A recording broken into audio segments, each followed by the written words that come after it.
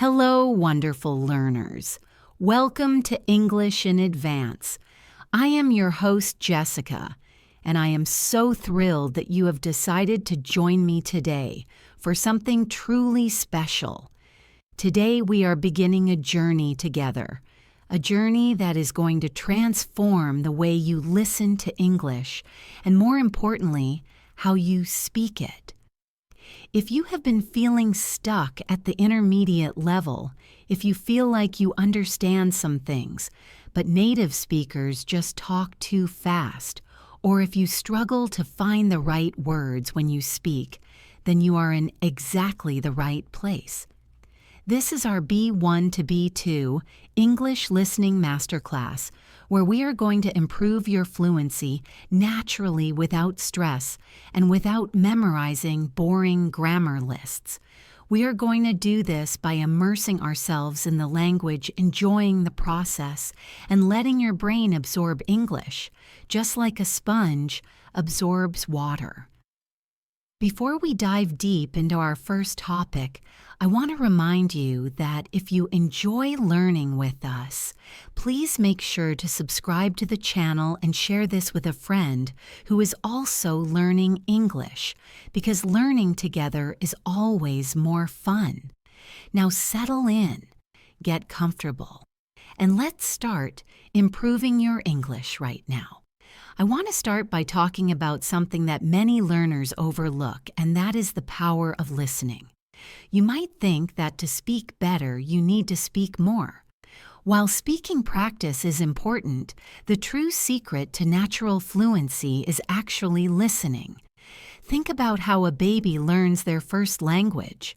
A baby does not start by studying grammar books or memorizing vocabulary lists.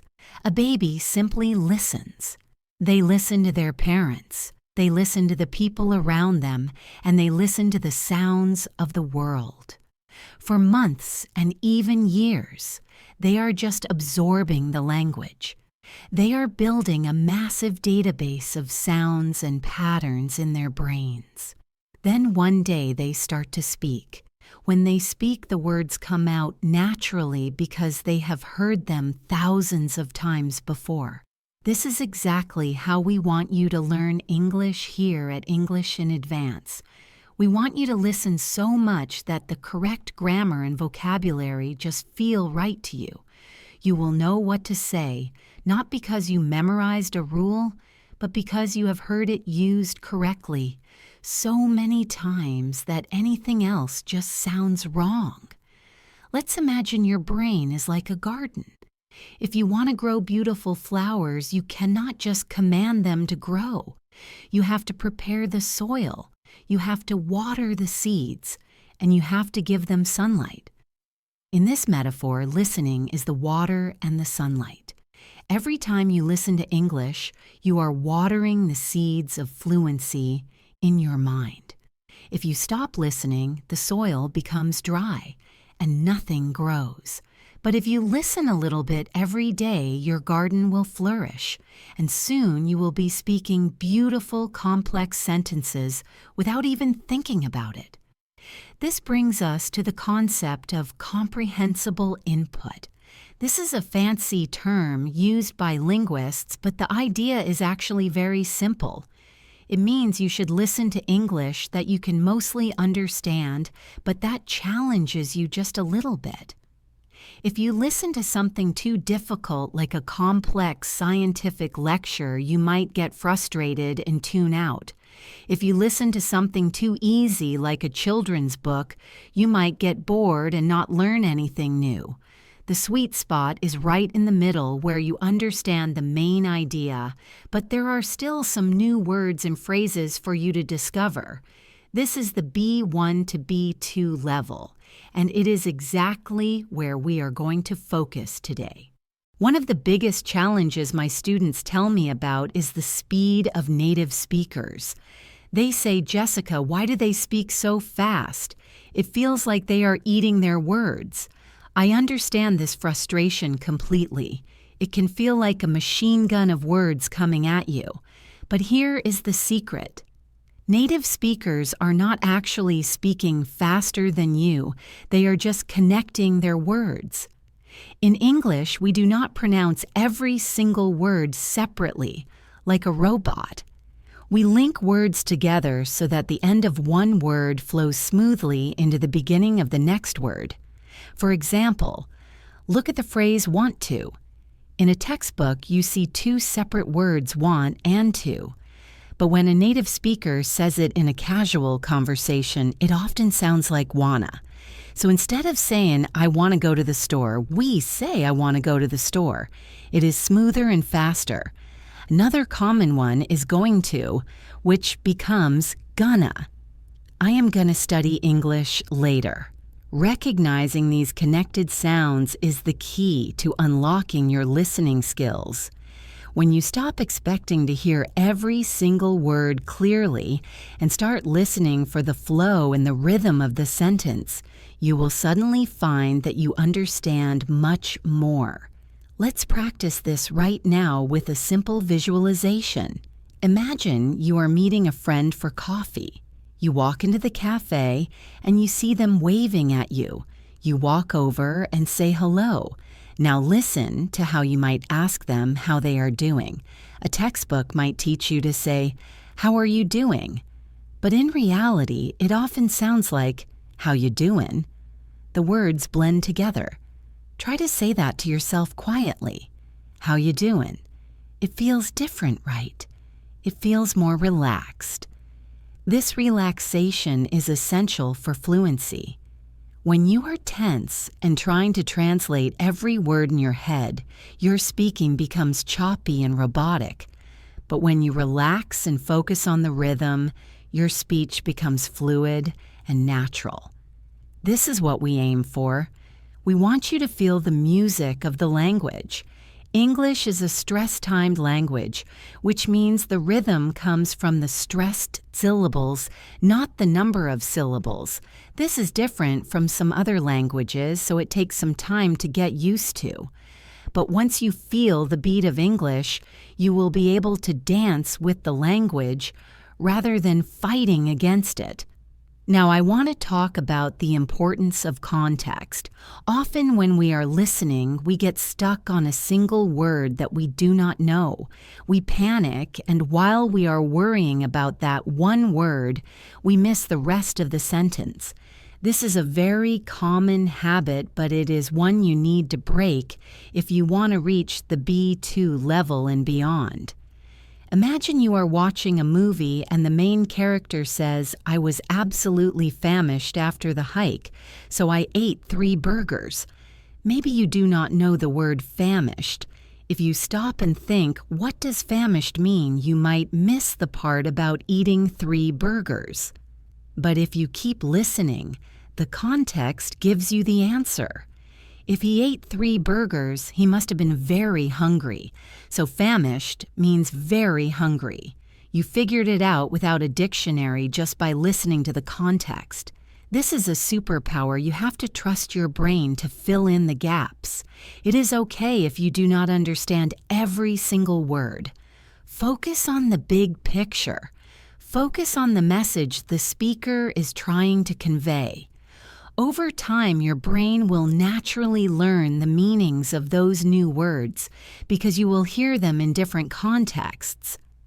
Let us try another example of using context. Imagine I tell you that my neighbor is very diligent. She wakes up at 5 in the morning, works hard all day, and never misses a deadline. Even if you do not know the word diligent, the description tells you everything you need to know. Someone who works hard and is responsible is diligent. See how easy that is. You do not need to pause and look it up. You just need to keep listening. This approach makes listening much more enjoyable because you are not constantly interrupting the flow to check a definition. You are staying in the story. You are staying immersed. And immersion is the fastest way to fluency. The more you can keep your brain in English mode, the faster you will improve. It is like exercising a muscle. If you switch back to your native language every few seconds to translate, you are not letting your English muscle work hard enough. But if you stay in English even when it gets a little tough, you are building strength and endurance. I want to share a personal story about learning a new skill because I think it relates perfectly to learning English. When I first started learning to cook, I was obsessed with following the recipe exactly. I measured every teaspoon of salt and every cup of flour perfectly. I was so afraid of making a mistake. The food was okay, but it lacked soul. It was technically correct, but it was not special. Then I watched my grandmother cook. She never measured anything. She just threw things in the pot. She tasted the sauce and added a little more of this or a little less of that. She cooked with feeling, and her food was always delicious. Learning English is very similar. In the beginning, you might be like me, with the recipe focused on the grammar rules and getting everything technically perfect. But to really master the language, you need to become like my grandmother. You need to develop a feel for the language. You need to trust your intuition. You need to stop worrying about making mistakes and start communicating with feeling. When you listen, do not just listen for the words, listen for the emotion. Listen for the speaker's attitude. Are they happy? Are they being sarcastic? Are they unsure? These emotional cues are just as important as the vocabulary. This brings us to the topic of active listening versus passive listening. Both are valuable, but they serve different purposes. Passive listening is what you do when you have English playing in the background while you are washing dishes or driving to work. You are not paying 100% attention, but your brain is still hearing the sounds and the rhythm. This is great for getting used to the flow of the language. However, active listening is where the real deep learning happens. Active listening means you are fully focused. You are sitting down, maybe with a notebook, and you are really paying attention to every detail. You might listen to the same short audio clip 3 or 4 times. The first time you listen for the main idea. The second time you listen for specific details. The third time you listen for the grammar and the pronunciation. This intense focus helps you notice things you would otherwise miss. I recommend doing a mix of both. Have English in the background as much as possible, but also set aside 15 minutes a day for focused, active listening. This combination will accelerate your progress significantly. Let us practice a little bit of active listening right now. I am going to describe a scene to you. I want you to close your eyes if you can and visualize what I am saying. Try to paint a picture in your mind. Here we go. It is a crisp autumn morning. The air is cool and fresh, and the leaves on the trees have turned brilliant shades of orange and gold. A gentle breeze is blowing, causing the leaves to dance and swirl on the ground. You are holding a warm cup of coffee in your hands, and the steam is rising up, warming your face. You take a sip and feel the warmth spread through your body. In the distance, you can hear the sound of children playing in the park and the faint hum of traffic from the city. Everything feels peaceful and calm. Now open your eyes. Were you able to see the picture? Did you feel the cool air and the warm coffee? This visualization technique helps connect the English words to actual sensations and images in your brain. When you learn the word autumn, do not just memorize the translation in your language. Picture the falling leaves and the orange colors. Connect the word directly to the concept. This way, when you want to speak, you will not have to translate. The image will trigger the English word automatically. We are building a bridge between your thoughts and the English language. Right now, for many of you, there is a toll booth on that bridge. The toll booth is your native language. Every thought has to stop at the toll booth, pay the translation fee, and then cross into English. This takes time and energy. Our goal is to tear down that toll booth so your thoughts can race across the bridge freely and instantly. Listening is the demolition crew that tears down that booth.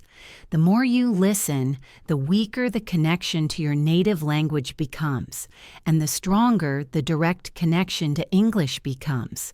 It is a process, and it does not happen overnight, but I promise you, it is happening. Every minute you spend listening is a victory. Every time you understand a new phrase without translating is a win. Celebrate these small wins. They are proof that you are moving forward. Another important aspect of listening at the B1 and B2 level is understanding different accents. English is a global language. It is spoken by people from all over the world, and everyone sounds a little different. You have American English, British English, Australian English, and countless non-native variations. If you only listen to one type of accent, you might struggle when you hear someone from a different region. That is why on this channel, English in Advance, we try to expose you to clear standard English, but we also encourage you to explore. Do not be afraid of accents. Think of them as different flavors of ice cream. They are all ice cream, and they are all delicious, but they have different characteristics.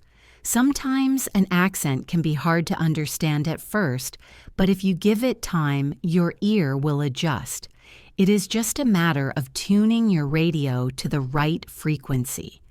Once you tune in, the static clears up, and the message comes through loud and clear. I want to address the fear of missing out. Often learners feel that if they do not understand everything, they are failing.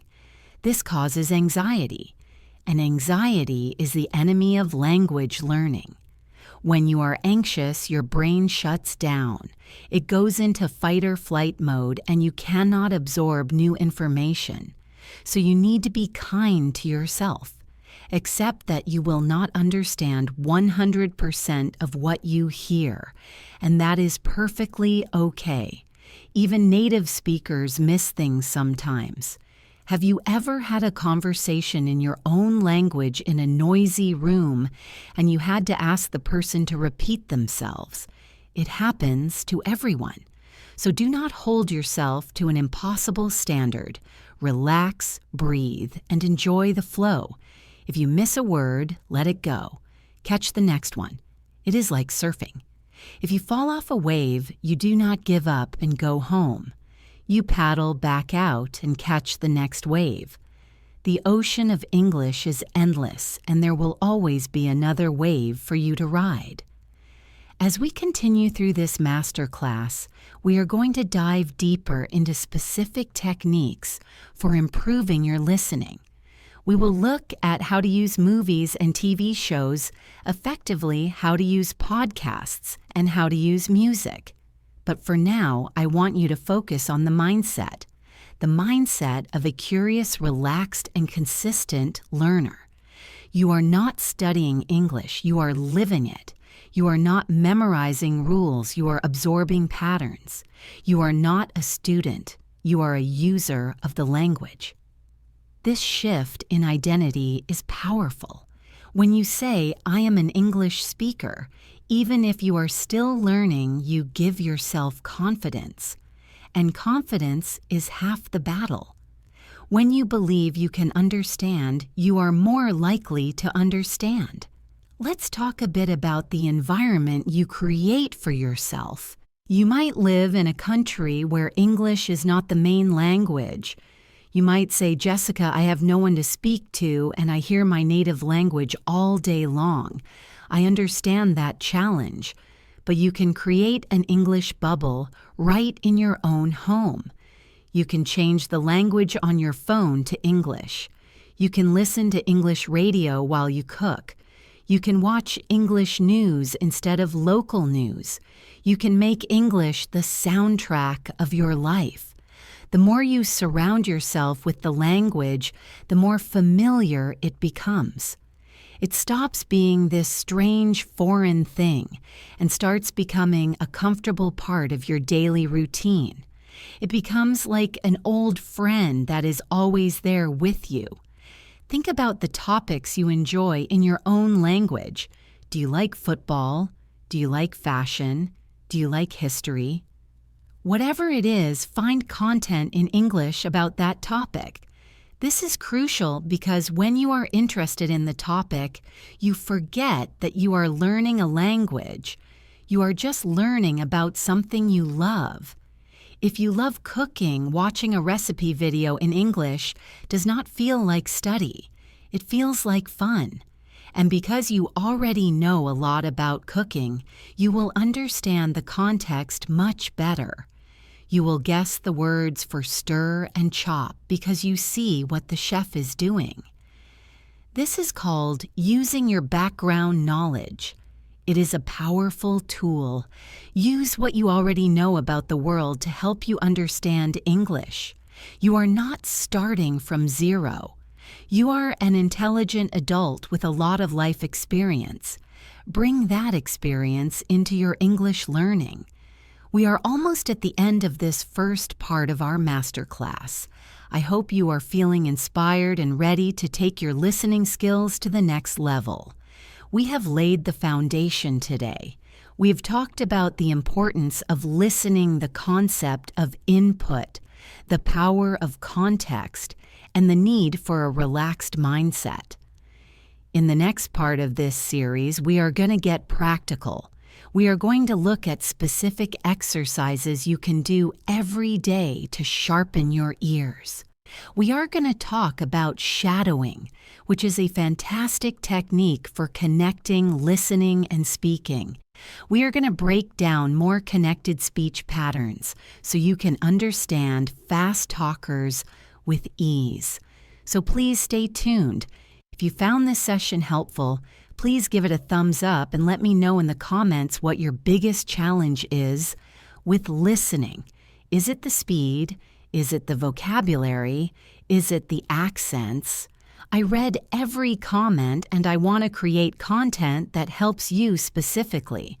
Remember, English in Advance is a community and you are a vital part of it.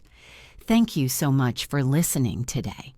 Keep your ears open, keep your mind curious, and remember that every day is a new opportunity to improve. I will see you in the next part where we will continue this exciting journey together. Until then, take care and happy listening. Welcome back to English in Advance with me, your host, Jessica. I am so happy to see you here for the second part of our B1 to B2 English Listening Masterclass. If you were with us for the first part, we talked all about the right mindset, the importance of comprehensible input, and how to relax your brain to absorb English naturally. We built the foundation. Now today we are going to start building the house. We are going to move from the why to the how. Today is all about practical, actionable techniques that you can use right now to sharpen your ears and improve your speaking at the same time. We are going to dive deep into specific exercises that will transform the way you process sound. We will uncover the secrets of the mysterious schwa sound, which is the most common sound in English, and we will learn how to practice shadowing, a technique that can revolutionize your pronunciation. So grab your favorite drink, get comfortable, and let's continue this journey toward natural fluency together. I want to start today by introducing you to a technique called shadowing. You may have heard of it, or maybe it is completely new to you, but I promise you it is one of the most powerful tools in your language learning toolkit. Shadowing is very simple in concept, but challenging in practice. It involves listening to a piece of English audio and repeating exactly what you hear, almost at the same time as the speaker. You are like a shadow following the speaker's voice. You do not wait for the sentence to finish. You try to speak along with them just a fraction of a second behind. Why do we do this? Well, when you listen normally, you might understand the meaning, but your mouth is not doing any work. When you shadow, you are forcing your mouth muscles to move in the English way. You are training your tongue, your lips, and your jaw to produce the sounds and the rhythm of English. It is like muscle memory for athletes. A basketball player practices shooting the ball thousands of times so that in the game their body just knows what to do. Shadowing is your basketball practice. Let's break down how to do this effectively. You should start with a short audio clip, maybe just 1 or 2 minutes long. Ideally, use something with a transcript so you can check if you are right. First, just listen to the audio once to understand the meaning. Then listen again and read the text silently. Now, for the third time, play the audio and try to speak along with it. Do not worry if you miss a few words. Do not worry if you stumble. Just try to mimic the speed, the intonation, and the emotion of the speaker. If the speaker goes up in pitch, you go up. If they pause, you pause. You are acting. You are copying their performance. This helps you break the habit of speaking with the rhythm of your native language. Every language has its own music. If you speak English with the music of your native language, it can be hard for people to understand you, even if your grammar is perfect. Shadowing helps you learn the music of English. Let's try a very small example together right now. I am going to say a sentence, and I want you to repeat it immediately after me, trying to match my speed.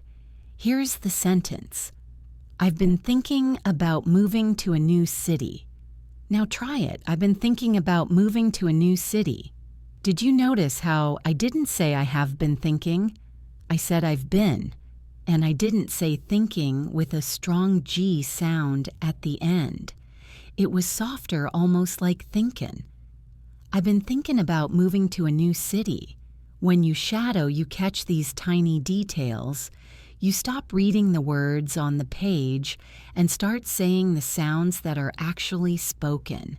This bridges the gap between the English you learn in school and the English that is actually spoken on the street. I recommend doing this for just 10 minutes a day. You will be amazed at how quickly your pronunciation and listening comprehension improve, because you are tuning your ears to the reality of the spoken language. Now, moving on from shadowing, I want to talk about another practical exercise called micro-listening or dictation. In a world where we are constantly consuming huge amounts of content, we often forget the value of slowing down and focusing on the details. Micro-listening is about taking a tiny piece of audio, maybe just 10 seconds long, and putting it under a microscope.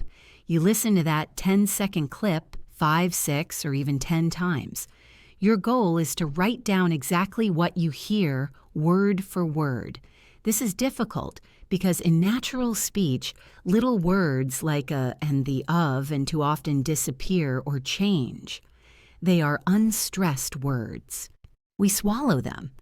If you just listen for the big words like nouns and verbs, you get the general idea, but you miss the glue that holds the sentence together. Doing dictation exercises forces you to hear that glue. You might listen to a sentence and write down, I went store. But then you listen again and realize there was a tiny sound you missed. It was actually, I went to the store. But the to the was said so quickly it sounded like to the, I went to the store. By forcing yourself to write it down, you train your brain to stop ignoring these little sounds. You start to realize that English grammar is not just rules in a book, it is physical sounds in the air. When you can hear these small grammatical words, you will naturally start using them in your own speech. Your brain will register that something is missing if you do not say them. This is how you develop that gut feeling for grammar that native speakers have. We do not think about the rules, we just know when something sounds right. This brings us perfectly to the topic of the schwa. If you've studied English pronunciation, you might have heard of this famous sound. The schwa is the most common sound in the English language, yet it does not have its own letter in the alphabet. It is represented by the phonetic symbol that looks like an upside-down E. The sound is a very short, relaxed sound. It is the sound you make when you are punched in the stomach lightly.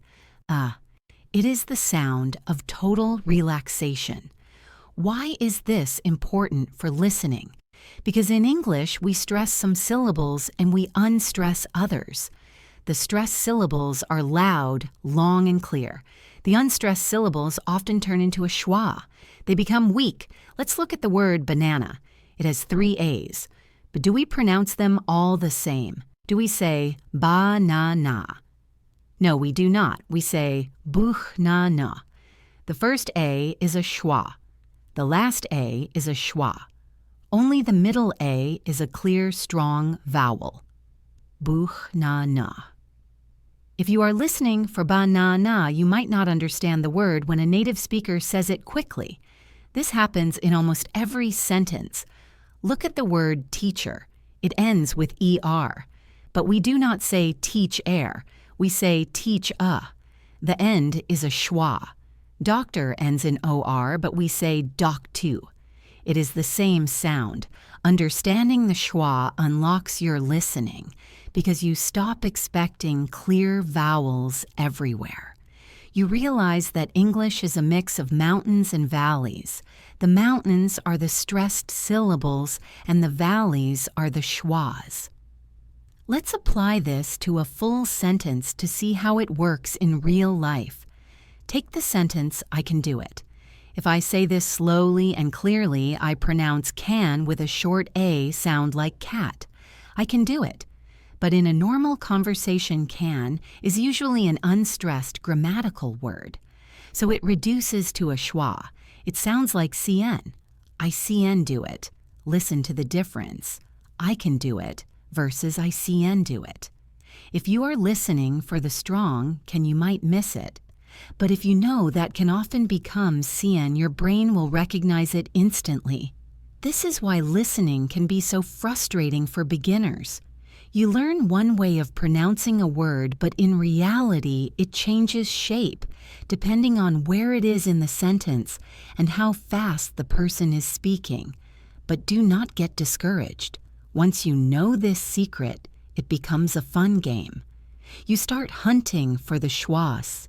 You start noticing how lazy native speakers are with their vowel sounds. And you start doing it yourself, which makes you sound much more fluent. Another key aspect of natural English that we touched on briefly in part 1 is linking or connecting words. We talked about wanna and gonna, but there is much more to it than that. One of the most important types of linking is consonant to vowel linking. This happens when one word ends with a consonant sound and the next word begins with a vowel sound. In English, we do not stop between these words. We push the consonant onto the next word. Think of the phrase an apple. We do not say an apple, we say an apple. It sounds like one word. Or look at wake up. The K moves over to the U. It sounds like wake up. This makes speech very smooth. It flows like a river. This can be confusing for listeners because you might not know where one word ends and the next one begins. You might hear the phrase pick it up and hear pick-it-up. Your brain might try to find the word tup in the dictionary, but once you understand linking, you realize that the T from it moved to up. Pick it up. This is why listening to podcasts and watching movies with subtitles can be so helpful initially. You can hear the linked sound and see the separate words at the same time. It helps your brain recalibrate. I want you to try to notice this consonant to vowel linking the next time you listen to anything in English. It is everywhere. It is the reason English can sound so fast. It is not speed, it is connection. Now let's talk about the American T. If you are learning American English or listening to American speakers, you will notice that the letter T is a bit of a shapeshifter. It changes depending on its environment. When a T is between two vowel sounds, it often turns into a soft D sound or a flap. We call this the flap T. Think of the word water. In British English, it is often a clear T, water. But in American English, it becomes waiter, better becomes better, city becomes city. This happens between words too. If I say put it away, the T in put is between the U in put and the I in it. So it becomes put it away. And the T in it is between the I and the A in away. So it becomes put it away. Suddenly, put it away sounds like put it away. No wonder it is hard to catch. If you are aware of this flap T, your listening comprehension will skyrocket. You will stop looking for the T sound and start recognizing that this soft D sound is actually a T in disguise. It is important to note that you do not have to speak this way if you do not want to. You can always use a clear T, and everyone will understand you perfectly. But you must be able to understand it when others use it, because it is extremely common. This is a crucial distinction in language learning. Your passive knowledge, which is what you understand, should always be greater than your active knowledge, which is what you produce. You need to understand many accents and dialects, even if you only speak in one consistent way. Let's shift gears a little bit and talk about vocabulary. How do you learn new words through listening without pausing every 5 seconds to look at a dictionary? I am a big believer in the 3 times rule. When you hear a new word for the first time, just let it go. Do not stop. Assume it is not important yet. If you hear it a second time, you might think, "Oh, I heard that word before. It must be somewhat common." But still, keep listening.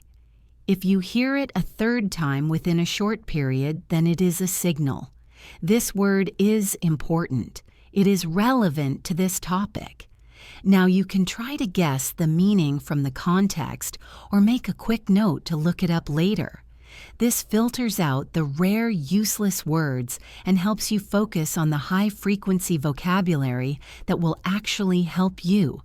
Also focus on collocations. Collocations are words that naturally go together. For example, we say, make a mistake. We do not say do a mistake. We say fast food, not quick food. When you are listening, try to catch these chunks of words rather than single words. If you hear the word decision, listen for the verb that comes before it. You will usually hear make a decision or reach a decision. Learning these chunks makes your listening and speaking much faster. Your brain processes one chunk instead of 2 or 3 separate words. It reduces the cognitive load. It makes English feel lighter and easier. So when you are doing your active listening practice or you're shadowing, try to identify these pairs and trios of words that hang out together. Now, I want to tell you a short story to practice everything we have just discussed. I will tell it naturally using connected speech, schwas, and different pacing. I want you to just relax and listen. Do not try to analyze every word. Just follow the flow. Here is the story. Last weekend, I decided to get out of the city and go for a hike. I'd been working really hard all week and I just needed some fresh air. So I packed a bag, grabbed a bottle of water, and jumped in the car. The traffic was pretty bad getting out of town, but eventually I hit the open road. When I got to the mountain, the parking lot was completely full. I guess everyone had the same idea as me. I had to park way down the road and walk back up. But it didn't matter. As soon as I stepped onto the trail and smelled the pine trees, all my stress just melted away. I walked for about 2 hours until I reached the summit. The view was breathtaking. You could see for miles. I sat down on a rock, ate my sandwich, and just listened to the wind. It was the perfect reset. How was that? Did you catch the phrases like get out of? It probably sounded like Jed out of. Did you hear bottle of water? It probably sounded like bottle a waiter. Did you notice how I grouped words together? I didn't say I sat down on a rock. I said I sat down on a rock. It flows as 1 or 2 units. This is the rhythm of storytelling. When you listen to stories, you engage a different part of your brain. You are visualizing the mountain, the car, the sandwich. This visualization aids memory. If you want to improve your listening, find stories. Audiobooks are fantastic for this. Podcasts that tell true stories or fictional dramas are excellent. They capture your attention and keep you wondering what happens next, which motivates you to keep listening even when it gets hard. Let's talk about the emotional layer of listening. Humans communicate so much meaning through tone of voice. You can say the word really in 5 different ways, and it will mean 5 different things. If I say really with a rising intonation, I am showing surprise. If I say really with a flat dropping intonation, I might be showing skepticism or sarcasm. If I say really drawn out, I might be showing excitement. As an English learner, you need to tune into these frequencies. Sometimes the tone tells you more than the words. If someone says that is a great idea, but they say it with a flat, bored voice, they probably do not think it is a great idea. They might be being polite or sarcastic. Listening for emotion helps you understand the speaker's intent. It prevents misunderstandings. It also makes you a more empathetic listener. When you are listening to a podcast, ask yourself, how does the host feel right now? Are they excited? Are they serious? Are they joking? Identifying the mood helps you predict what kind of words they will use. If they are angry, they might use short, sharp words. If they are happy, they might use longer, more descriptive words. This prediction is a key part of fluent listening. Your brain is always trying to guess what is coming next. The better you get at predicting, the easier listening becomes. I also want to touch on the concept of filler words. In every language, people use sounds to fill the silence while they are thinking. In English, you will hear, and I mean constantly. In school, you are often told that these are bad and you should not use them. While it is true that using them too much can be distracting, they are a natural part of spoken English. Native speakers use them all the time. As a listener, you need to learn to filter them out. Do not get stuck trying to translate, It means nothing. It just means the speaker is thinking. However, recognizing them is good because it gives you a moment to catch up. If the speaker says, the problem with this solution is, it is too expensive. That pause gave you a second to process the first part of the sentence before the second part came. Use those pauses. They are gifts to the listener. Now let's combine these techniques into a daily routine. You do not need hours of free time. You just need consistency. Here is a sample plan for you. In the morning, while you are getting ready or commuting, listen to a podcast or the news in English. This is your passive input. Just let it wash over you. Try to catch the general news or the topic of the day. At lunch or in the evening, spend 15 minutes doing active, focused work. Pick a short video or audio clip. Listen to it once for meaning. Then listen again and try to pick out the schwas and the linked sounds.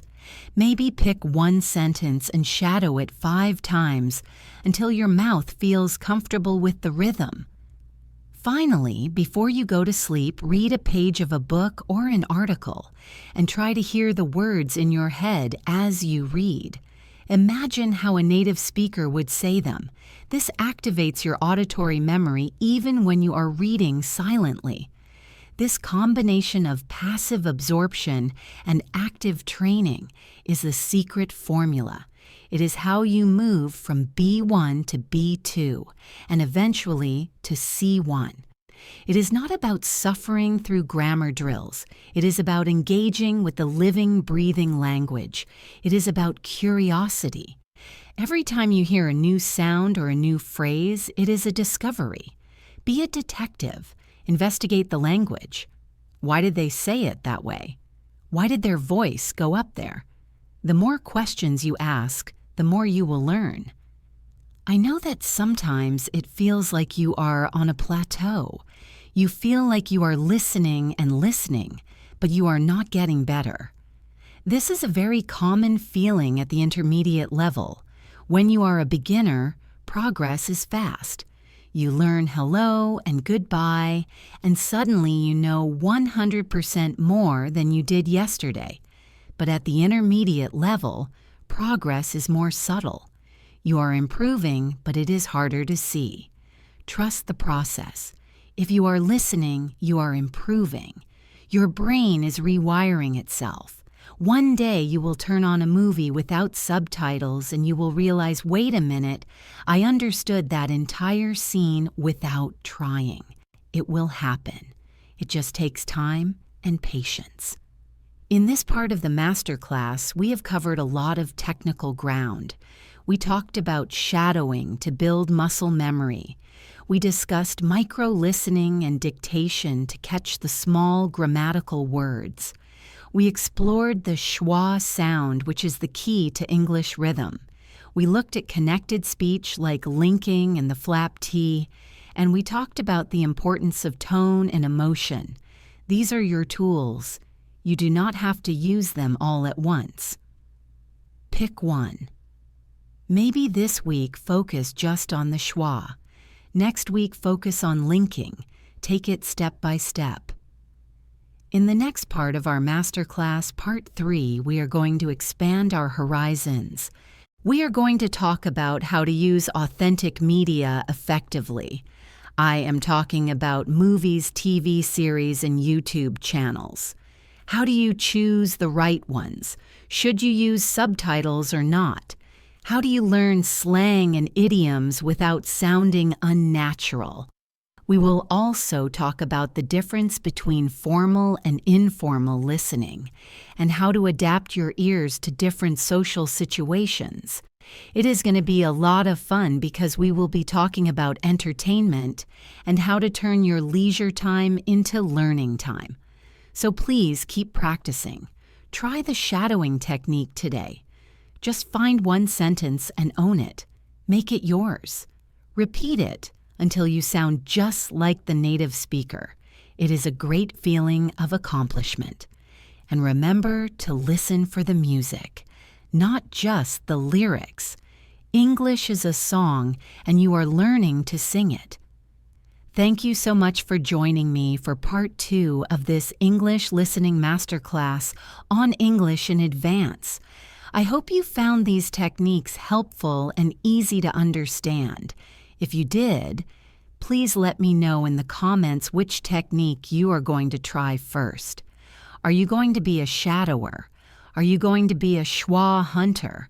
I would love to hear from you. Your feedback helps me make these lessons better for you. Don't forget to subscribe so you do not miss part 3, where we dive into the world of movies and media. Until then, keep listening, keep smiling, and keep moving forward on your English journey. I will see you very soon.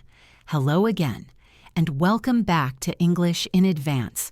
I am Jessica, your host, and I am absolutely delighted to have you here for the third part of our B1 to B2 English Listening Masterclass. If you have been with me since the beginning, we have already covered so much ground together. We started by reshaping your mindset and learning how to relax into the language in part 1. Then in part 2, we got our hands dirty with practical techniques like shadowing and hunting for those tricky schwa sounds. Now we are stepping into what I think is the most exciting part of language learning. We are leaving the classroom behind and stepping into the real world. Today is all about authentic media. I am talking about movies, TV shows, YouTube videos, podcasts, and music.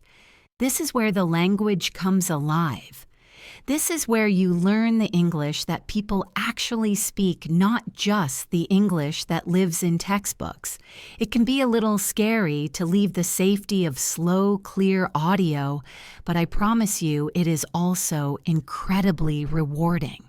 So get comfortable, grab a notebook if you like, or just sit back and let's dive into the world of entertainment and fluency. When you reach the intermediate level, one of the biggest frustrations is that you can understand your teacher perfectly. But when you turn on Netflix, you feel lost. You might think, is this the same language I have been studying for years? The answer is yes, but it is a different register of that language.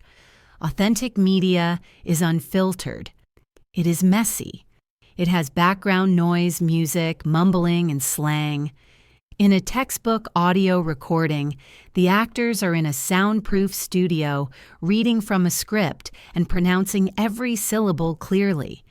In a movie, the actor might be running or crying or whispering while an explosion goes off in the background. This is the ultimate challenge for your ears, but it is also the ultimate training ground. If you can understand a movie, you can understand a conversation in a noisy cafe or a busy office. We are going to talk about how to bridge that gap between the clear studio English and the messy real-world English. Let's start with the great debate that every language learner faces: subtitles. Should you use them or should you turn them off? I have students who feel guilty for using subtitles like they are cheating, and I have other students who rely on them so much that they are reading the movie instead of watching it. My advice is to use a progressive system. Think of subtitles like training wheels on a bicycle. When you are first learning to ride, you need them to keep from falling over. But if you keep them on forever, you will never learn to balance on your own. At the B1 and B2 level, you are in that transition phase where you are ready to start taking the training wheels off, but you might still need them on bumpy roads. The best strategy is to use English subtitles, not subtitles in your native language. This is crucial. If you have subtitles in your native language, your brain will automatically take the path of least resistance. It will stop listening to the English audio and just read the translation. You are essentially just reading a book while looking at moving pictures. You are not training your ears. But when you switch the subtitles to English, you are connecting the written word to the spoken sound. This is powerful. You see the word enough on the screen and you hear the actor say enough. This reinforces the connection. It helps you catch those mumbled words we talked about in the last session. You might hear enough and see enough, and your brain makes the link. However, we want to eventually get to a place where you do not need subtitles at all. A great technique for this is the rewatch method. Pick a movie or a specific scene that you really like. Watch it the first time with English subtitles. Understand the plot, understand the jokes, and enjoy it. Then turn the subtitles off and watch the exact same scene again. Since you already know what is happening and what they are saying, you can relax and focus entirely on the sounds. You will be amazed at how much more you hear the second time. Your brain is not panicking about the meaning, so it can focus on the nuance. If you really want to challenge yourself, watch it a third time and try to shadow the actors. Mimic their emotions, mimic their speed. This turns a passive activity like watching TV into an intensive, active learning session. Now let's talk about what to watch. Not all movies are created equal for language learning. If you are at the B1 or B2 level, I highly recommend starting with sitcoms or situational comedies. Shows like Friends, The Office, or Modern Family are gold mines for learners. There is a reason why everyone recommends them. The language is everyday English. They talk about dating jobs, family, and food. These are topics you need to master. Also, the visual context is very strong. If a character is angry, you see it on their face. If they are holding a coffee cup, you know they are talking about coffee. This helps you guess the meaning of new words.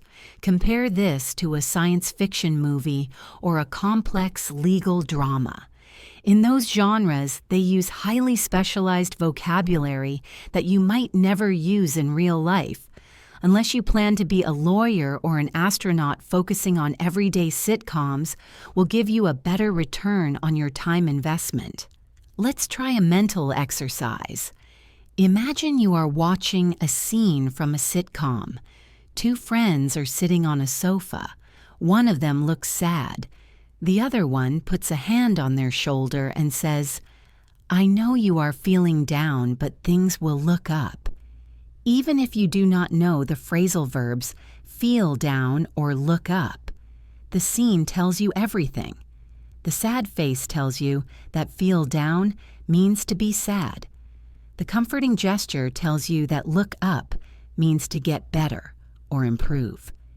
You just learned two phrasal verbs without opening a dictionary. This is the power of visual learning. When you watch authentic media, you are not just analyzing text, you are analyzing human behavior. You are learning how culture and language intertwine. This brings us to slang and idioms. Real people do not speak like textbooks. We use colorful language metaphors and shortcuts. You might hear someone say, "It's raining cats and dogs." If you translate that literally, it is terrifying. But in context, you realize it just means it is raining very hard. Or someone might say, "I'm broke." They are not physically broken into pieces. It means they have no money. These idioms are the spice of the language. They make it flavorful and fun. But they can be a nightmare for learners because they defy logic. You cannot guess the meaning of break a leg just by analyzing the words break and leg. You have to know that it means good luck in the context of a performance. The key to learning slang is not to memorize long lists. I see students with flashcards trying to memorize 500 idioms, and it makes my heart sink because that is the hard way. The easy way is to collect them like souvenirs from your travels through movies and YouTube. When you hear a phrase that makes no sense, pause the video. If an actor says, "cut to the chase," and everyone stops talking and looks serious, it means get to the point. Write it down in your notebook under the heading Movie Vocabulary. Write the sentence where you heard it. This gives it context. Later, when you review your notebook, you will remember the scene, the actor's face, and the feeling. That emotional memory makes the vocabulary stick much better than a dry list. Let's talk about YouTube for a moment. YouTube is arguably the best resource for English learners today because of the variety. You can find content on literally any topic. And the best part is that many YouTubers speak in a very natural, conversational style. They look at the camera and talk to you like a friend. This is called parasocial interaction, and it mimics a real conversation. Vlogs or video blogs are fantastic for this. A vlogger might take you through their day. They say, okay, I am going to make some coffee and then I got to head to the gym. You are hearing the gonna and gotta in their natural habitat. You are seeing the coffee machine. You are seeing the gym bag. It is a fully immersive experience. Also, YouTube has a magical feature that many learners forget about: the speed controller. If a speaker is too fast, you can slow them down to 0.75 speed. This slows the audio just enough to make it clearer without distorting the voice too much. It gives your brain that extra split second to process the grammar. Start at 0.75, and as you get more comfortable, bump it back up to normal speed. It is like weightlifting. You start with lighter weights and build up to the heavy ones. Do not be ashamed to use the tools available to you. You are training, not performing. Another great source of authentic audio is podcasts. Podcasts are different from movies because you do not have the visual cues. This makes them harder in some ways, but better for focusing purely on listening. I recommend finding podcasts that are interview-based. When two people are talking to each other, the language is dynamic. They interrupt each other, they laugh, they hesitate. This is real life. If you listen to a scripted news podcast, it is good for information, but it doesn't teach you how to handle a real conversation. In a real conversation, people speak over each other. They change topics suddenly. Listening to interviews trains you to follow these twists and turns. I want to address a common feeling called the plateau of frustration. You might watch a movie and feel like you understood nothing. You might feel like giving up. Please listen to me when I say this is normal. Your brain is filtering out a lot of noise. When you are a beginner, you filter out almost everything. As you get better, you start to let more sound in, but you haven't processed it all yet. That feeling of confusion is actually a sign of growth. It means you are aware of what you do not know. The only way to get past this is exposure. Massive amounts of exposure. You need to flood your brain with English. Even if you are not paying full attention, having an English radio station or podcast playing in the background while you cook or clean helps. It keeps the rhythm of the language in your ear. Let's differentiate between formal and informal listening. This is a nuance that becomes very important at the B2 level. Listening to a university lecture is very different from listening to a group of friends at a bar. The vocabulary is different, the speed is different, and the structure is different. In a lecture, the speaker uses signposting words like firstly, consequently, and in conclusion. These are road signs that help you follow the logic. In a casual conversation, the structure is loose. People use fillers like, and I mean to hold the floor while they think. You need to practice both. If you only watch teenage dramas, you might sound very cool, but you might struggle in a business meeting. If you only watch news channels, you might sound very professional, but you might struggle to make friends at a party. You need a balanced diet. Challenge yourself to mix it up. One day, watch a TED Talk, which is usually formal and structured. The next day, watch a gaming streamer on Twitch, which is chaotic and slang-heavy. By exposing yourself to the full spectrum of English, you become a flexible listener. You become someone who can walk into any room and understand what is going on regardless of the context. I want to share a technique I call the character study. Pick a character from a TV show whose voice you like. Maybe it is a character who speaks clearly and has a personality similar to yours. Make them your temporary role model. Pay attention to how they use their voice. Do they speak loudly or softly? Do they use a lot of hand gestures? Do they pause for effect? Try to adopt some of their mannerisms. When you speak English, imagine you are that character. This acting technique removes the pressure from you. It is not you making mistakes, it is the character. It allows you to experiment with different intonations and rhythms that you might feel too shy to try as yourself. It is a fun way to play with your identity in English. Let's practice analyzing a piece of authentic English right now. Imagine you hear this sentence in a movie, "I'm gonna head out now, catch you later." Let's break it down. Head out is a phrasal verb meaning to leave. Catch you later is an informal way of saying goodbye or I will see you later. Notice the reduction. It is not I am going to head out. It is I'm gonna. It is not I will catch you later. It is just catch you later. The subject and auxiliary verb are dropped completely. This happens constantly in informal English. If you were learning from a strict grammar book, you might think this sentence is incorrect. But in the real world, it is perfectly natural. Understanding these drops helps you stop looking for words that aren't there.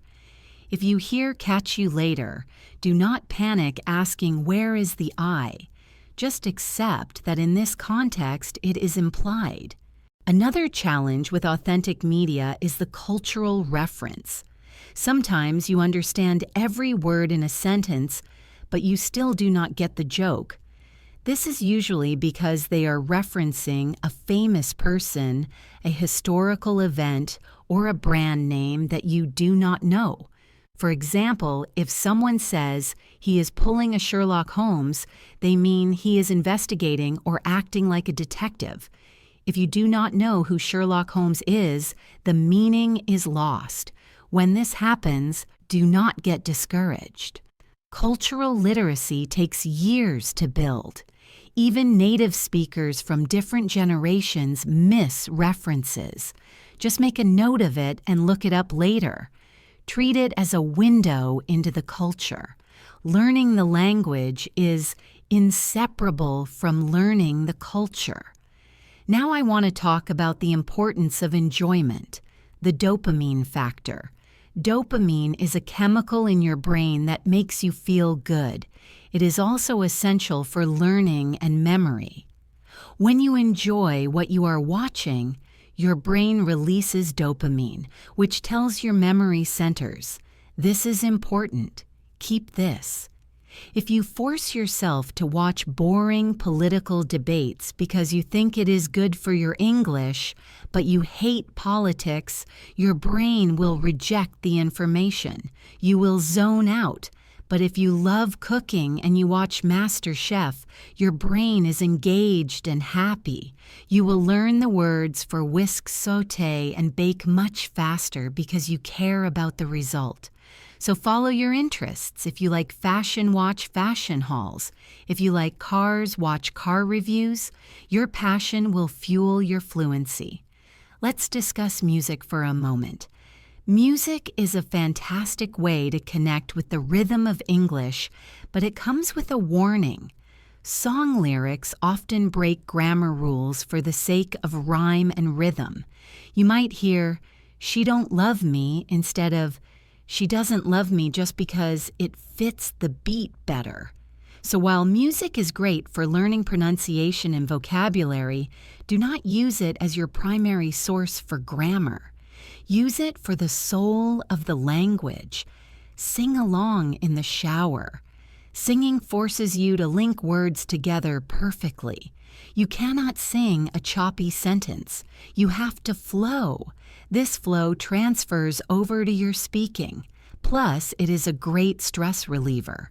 I also encourage you to look for interviews with actors or musicians you admire. These are often available on YouTube. Talk shows like The Graham Norton Show or Jimmy Fallon are excellent for this. You get to see the celebrity being themselves, telling stories and joking. The language is spontaneous and often very funny. You will hear anecdotes which are short personal stories. Learning how to tell an anecdote is a key skill for social fluency. Notice how they start the story. They usually say something like, "So, I was at the store the other day." Or, "You are not going to believe this." These are called openers. They grab the listener's attention. Listen for these openers and try to use them when you tell your own stories. We are building a library of sounds, situations, and structures in your mind. Every movie you watch adds a book to that library. Every podcast you listen to adds another volume. At first, the library might feel disorganized. You have bits of slang here, bits of formal grammar there. But over time, your brain starts to organize it. It starts to see the patterns. It starts to realize that people say X when they are happy and Y when they are sad. This organization process happens subconsciously. You just need to keep feeding the library. Do not starve your brain. Feed it high-quality, interesting content every single day. Let's take a moment to reflect on your current habits. How much English media do you consume in a week? If the answer is only 1 hour, see if you can push it to 3. If it is 3, push it to 5. Replace 1 hour of scrolling through social media in your native language with 1 hour of watching an English series. Change the language of your YouTube interface. Follow English-speaking creators on Instagram or TikTok. These microdoses of English add up. Suddenly, you are not just studying English for an hour a day. You are living in an English environment for several hours a day. That is how you accelerate your progress. I want you to try an experiment this week. Pick a movie you have seen before in your native language so you know the story well. Watch it in English. Since you are not struggling to follow the plot, pay attention to the emotion in the voices. Listen to the pitch. When are they loud? When are they soft? Try to feel the language. If a character is angry, feel that anger in the words. If they are whispering a secret, feel the intimacy. This emotional connection is the bridge between understanding the definition of a word and understanding the feeling of a word. We want you to feel English, not just think it. As we wrap up this third part of our masterclass, I hope you are feeling excited about the possibilities. The world of English entertainment is vast and wonderful. There are thousands of amazing stories waiting for you. And the best part is that by enjoying these stories, you are becoming a better English speaker. You are doing the work without it feeling like work. You are learning through joy. In the final part of our series, Part 4, we are going to bring everything together. We are going to talk about how to take all this listening input and turn it into speaking output. We will discuss advanced conversation strategies, how to overcome the fear of speaking, and how to keep a conversation going even when you make a mistake. We will also talk about the road to C1 and how to maintain your fluency for life. It is going to be the grand finale of our journey, so you do not want to miss it. Thank you for your time and your attention today. Remember, every movie you watch, every song you hear, and every video you click on is a step closer to your goal. Be patient with yourself.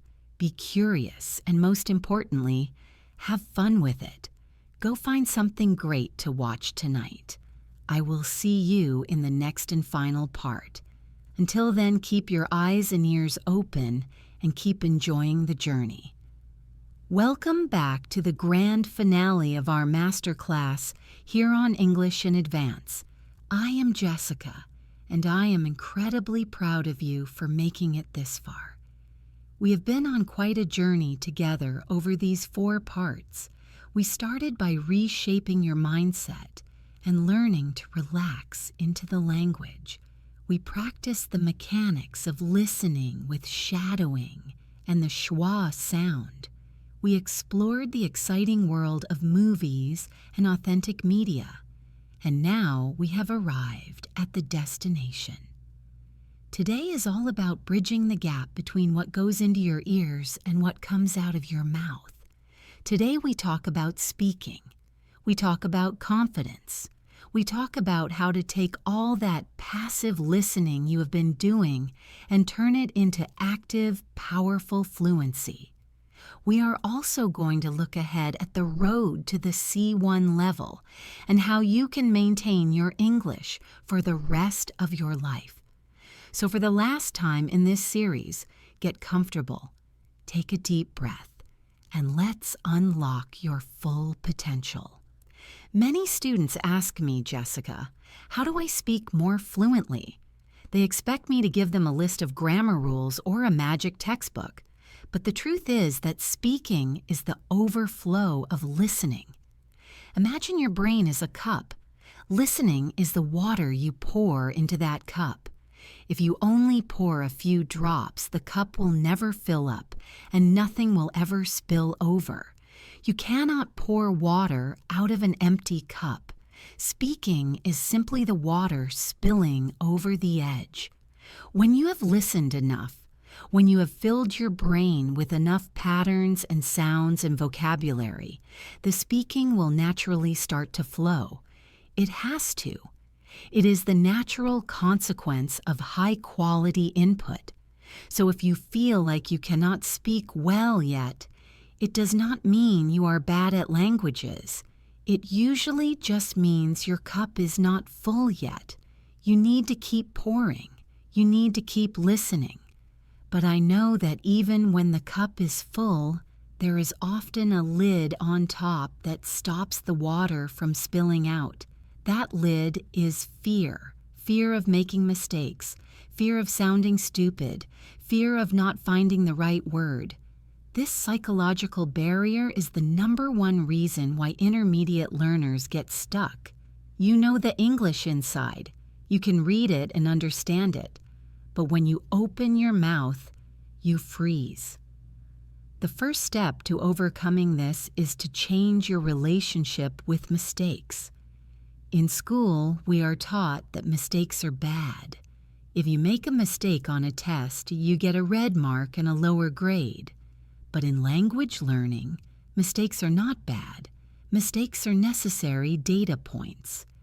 Every time you make a mistake and correct yourself, or someone understands you anyway, you are learning. You are calibrating your brain. Think of a toddler learning to walk. They stand up, they take a step, and they fall down. Do they sit there and think, "Oh no, I am so embarrassed, I am never going to try walking again"? Of course not. They laugh, they get back up, and they try again. They know that falling is just part of the process of learning to balance. You need to be that toddler. You need to be willing to fall verbally. You need to be willing to say the wrong verb tense or use the wrong preposition, because the goal of speaking is not perfection. The goal is connection. If you say, "I go to store yesterday," instead of "I went to the store yesterday," the other person still understands you. You made a connection. That is a success. Do not let the fear of imperfect grammar stop you from making that human connection. One of the most effective ways to start speaking without the pressure of an audience is to talk to yourself. I know it sounds a little crazy, but it is a technique used by some of the most successful polyglots in the world. You are your own best speaking partner because you are always available and you will never judge yourself. Start narrating your life. When you wake up in the morning, say out loud, "Okay, I am getting out of bed now. I need to find my slippers. Where are my slippers? Ah, there they are. Now I am going to the kitchen to make coffee." Do this in English. This forces your brain to retrieve words quickly. It reveals the gaps in your vocabulary. If you reach for the kettle to boil water and you realize you do not know the word for kettle, you have just identified a gap. You can look it up and next time you will know it. This low-pressure practice builds the neural pathways between your brain and your mouth, so that when you are in a real conversation, the words travel faster. Another powerful strategy for speaking is something called circumlocution. This is a fancy word for a simple skill. It means talking around a word you do not know. One of the biggest fears learners have is forgetting a specific word in the middle of a sentence. They panic and stop talking, but fluent speakers do not stop. If they forget a word, they describe it. If you forget the word for umbrella, you can say that thing you hold over your head when it rains to stay dry. If you forget the word for accountant, you can say a person who works with numbers and helps you with your taxes. This skill is actually more important than having a perfect vocabulary. It keeps the conversation flowing. It gives you confidence because you know that even if you forget a word, you can still explain what you mean. Practice this game at home. Pick an object in your room and try to describe it without saying its name. It is a fun mental workout that builds incredible fluency resilience. Let's talk about the physical aspect of speaking. Speaking a foreign language is a physical act. Your mouth muscles, tongue, and lips have to move in ways they are not used to. We talked about shadowing in part 2, and I want to bring it back here as a bridge to speaking. When you shadow, you are training your muscles. But now, I want you to take it a step further. I want you to record yourself. I know nobody likes the sound of their own voice on a recording. It makes us cringe. But recording yourself is the fastest way to spot your errors. Record yourself telling a short story about your weekend, then listen to it. Compare it to how a native speaker sounds. You will notice things you didn't notice while you were speaking. You might hear that your rhythm was a bit robotic, or that you forgot the S on the end of a verb. This self-correction is extremely powerful. It turns you into your own teacher. Now let's address the concept of thinking in English. This is the holy grail for learners. When you translate from your native language to English in your head, it is slow and exhausting. It creates a delay. To speak fluently, you need to cut out the middleman. You need to think directly in English. How do you do this? You start small. Do not try to think complex philosophical thoughts in English yet. Start with objects. When you look at a table, think table, not the word in your language. When you see the color blue, think blue. Then move to simple sentences. I am hungry. It is cold. Gradually, your brain will get used to labeling the world in English. This reduces the cognitive load. It makes speaking feel lighter and more automatic. It takes time and effort to build this habit, but it is the key to unlocking true fluency. We also need to talk about conversation dynamics. A conversation is like a game of tennis. You hit the ball, the other person hits it back. Sometimes learners are so focused on what they are going to say next that they stop listening to the other person. They are just waiting for their turn to speak. This breaks the connection. To be a good speaker, you must first be a good listener. Listen to the question the person is asking you. Use their words in your answer. If they ask, "Have you been to Paris?" you can start your answer with, "No, I haven't been to Paris, but..." By recycling their grammar, you save yourself the effort of constructing a whole new sentence structure from scratch. It buys you time and it shows that you are listening. Also, do not be afraid to use fillers. In part 2, we talked about listening to fillers like, now I am giving you permission to use them. If you need a moment to think, do not just stand there in silence. Say, "Well, let me think about that for a second," or "That is a good question." These little phrases keep the channel open. They signal to the other person that you are not finished talking, you are just processing. It prevents that awkward silence where everyone feels uncomfortable. Native speakers do this all the time, so you should too. It makes you sound more natural and less like a robot that has run out of battery. As you move from B2 towards C1, the focus shifts from survival to nuance. At the B1 level, you are happy if you can just order food and get the right dish. At the C1 level, you want to be able to joke. You want to be able to express frustration politely. You want to be able to persuade people. This requires a deeper understanding of culture and tone. This is where your consumption of movies and podcasts becomes even more critical. You need to observe how people argue. How do they apologize? How do they show sarcasm? Sarcasm is particularly hard because the words say one thing, but the meaning is the opposite. If someone drops a plate and says, "Oh, that is just great," they do not mean it is great. They mean it is terrible. Catching these subtleties is what separates the intermediate speaker from the advanced speaker. To reach that advanced level, you also need to be curious about synonyms. Don't just be happy with the word good. Learn excellent, fantastic, superb, mediocre. English has a massive vocabulary because it borrows from so many other languages. Having a rich vocabulary allows you to paint with more colors. Instead of saying, "I was very angry," you can say, "I was furious." Instead of saying, "It was very big," you can say, "It was enormous." These stronger words carry more emotion and impact. When you listen, notice these words.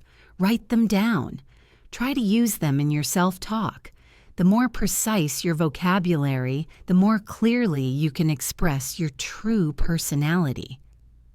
I want to talk about the concept of the plateau again, because this is where many people quit. You might feel like you have been at the intermediate level for years. You can communicate, but you still make mistakes, and you do not feel fully fluent. This is normal. The jump from beginner to intermediate is short and steep. The road from intermediate to advanced is long and flat. It feels like you are not moving, but you are. You just need to keep walking. Do not measure your progress by days. Measure it by months or years. Look back at where you were a year ago. Could you understand this podcast a year ago without subtitles? Probably not. That is progress. Celebrate it. Consistency is more important than intensity. It is better to practice for 20 minutes every day than for 5 hours once a week. Language learning is a marathon, not a sprint. Let's discuss finding real people to talk to. I know not everyone lives in an English-speaking country, but we live in the internet age. There are so many apps and websites where you can find language exchange partners. You teach them your language, and they teach you English. It is free, and it is a great way to make friends. If you have the budget, you can hire a tutor for conversation practice. But even without those things, you can find communities online. Join a Discord server about a video game you like. Join a Facebook group about gardening. Comment on YouTube videos. Engagement is a form of speaking. When you write a comment, you are formulating a thought in English and putting it out into the world. It is a great first step before verbal speaking. Now, I want to address a very specific feeling. The feeling of being a different person in English. Many of my students tell me, "Jessica, I feel like I am less funny or less intelligent in English. In my native language, I am witty and smart, but in English, I feel like a child." This is a very common experience. It is frustrating because your personality is trapped behind the language barrier. But I want you to embrace this new English version of yourself. Maybe your English self is a bit more direct. Maybe your English self is a bit more polite. That is okay. As your fluency grows, your two personalities will merge again. You will regain your humor and your wit. But in the meantime, be kind to your English self. They are doing the best they can. They are brave. They are stepping out of their comfort zone to communicate with the world. That is something to be proud of. Let's talk about maintenance. Once you reach a high level, how do you stay there? If you stop using the language, you will get rusty. It is like a muscle. If you stop going to the gym, your muscles shrink. But the good news is that maintaining is easier than building. To maintain your English, you just need to keep it in your life. Keep listening to podcasts. Keep reading books. Keep watching movies. You have to make English a lifestyle choice. It is not a subject you study at school anymore. It is the medium through which you consume information and entertainment. If you need to look up a recipe search for it in English, if you want to read the news, read the BBC or CNN. By integrating English into your daily tasks, you ensure that you never lose it. I also want to encourage you to set new goals. Maybe your goal was just to understand this podcast. Great, you did it. What is next? Maybe you want to read a whole novel in English. Maybe you want to watch a movie without any subtitles at all. Maybe you want to take an exam like the IELTS or TOEFL. Setting concrete goals gives you something to aim for. It keeps you motivated when the excitement wears off. And when you achieve that goal, set another one. The journey of language learning never truly ends. Even native speakers are still learning new words and better ways to communicate. We are all lifelong learners. As we approach the end of this masterclass, I want to leave you with a final thought on confidence. Confidence is not something you have, it is something you do. You do not wait until you are confident to speak. You speak, and then you become confident. Action comes first. Feeling comes second. Every time you open your mouth and say a sentence, you are building a brick in the wall of your confidence. It does not matter if the brick is a little crooked. It does not matter if it is not perfect. You are building, and eventually you will have a strong, solid house of fluency that can withstand any storm. You have the tools now. You have the mindset from part 1. You have the technical skills from part 2. You have the media strategies from part 3. And now you have the speaking strategies from part 4. You have everything you need to succeed. The only thing missing is your action. No one can learn for you. I can guide you. I can cheer for you. But I cannot do the push-ups for you. You have to do the work. But looking at how committed you have been to this series, I have no doubt that you will do the work. I want you to make a promise to yourself right now. Promise that you will not give up. Promise that you will be patient with yourself when you make mistakes. Promise that you will keep listening, keep exploring, and keep speaking. You are part of a global community of English learners. You are not alone. Millions of people are on this same journey with you, facing the same struggles and sharing the same victories. Thank you from the bottom of my heart for letting me be your guide on this adventure. It has been an absolute honor to share these lessons with you on English in Advance. Creating this masterclass has been a joy, and reading your comments and seeing your progress makes it all worthwhile. Please, if you have found value in this series, share it with someone who needs it. Leave a comment and tell me your story. Tell me where you are from and what your dream is for your English. I read them all, and they inspire me every day. This is not a goodbye. This is just a see you later. We will continue to bring you more content, more tips, and more motivation. But for this masterclass, this is the end. Take these lessons, apply them, and go out there and show the world what you have to say. Your voice matters, your stories matter, and now you have the language to share them. I am Jessica, and this has been your B1 to B2 English Listening Masterclass. Thank you for listening. Thank you for learning, and thank you for being you. Keep shining, keep speaking, and I will see you in the next video. Bye for now.